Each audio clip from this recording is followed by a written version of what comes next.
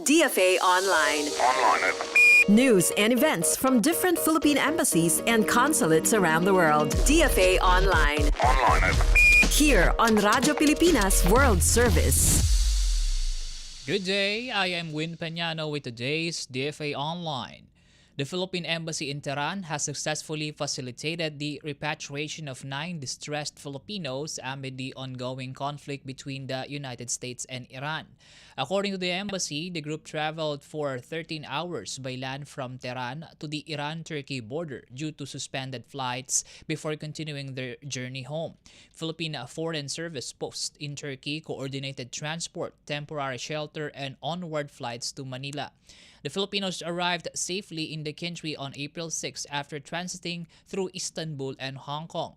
The Department of Foreign Affairs highlighted the coordinated efforts of its embassies and consulates in ensuring the safety and welfare of Filipinos in conflict-affected areas. DFA Online. Here on Radyo Pilipinas World Service. Still on the Middle East conflict, the Philippine Consulate General in Istanbul has assisted in the repatriation of 10 overseas Filipino workers bound for Manila.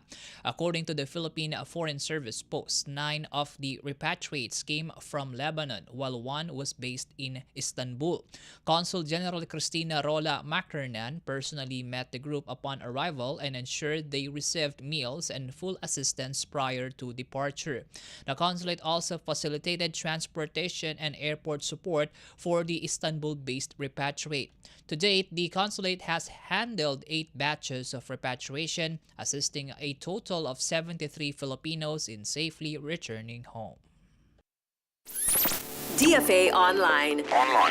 Here on Radyo Pilipinas World Service.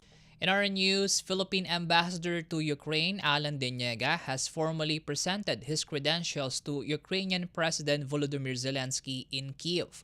The ceremony held at the historic St. Sophia Cathedral coincided with the 34th anniversary of diplomatic relations between the Philippines and Ukraine. Following the presentation, Ambassador Deniega held a meeting with President Zelensky to discuss bilateral relations. Talks covered various areas of mutual interest and cooperation between the two countries. The Department of Foreign Affairs says the engagement reaffirms the Philippines' commitment to strengthening ties with Ukraine.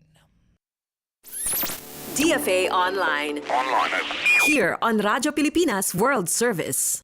Meanwhile, in the Netherlands, the Philippine Embassy has conducted a consular outreach mission in Amsterdam to bring services closer to Filipinos in the Netherlands. Led by Consul Irish K. Calauado, the activity was organized with support from the Migrant Workers Office in Berlin and community partners. Services offered include overseas voting registration, community registration, OWA membership, and contract verification. Officials encourage Filipinos who are unable to attend to visit the embassy during regular office hours for consular services. DFA Online. Here on Radyo Pilipinas World Service.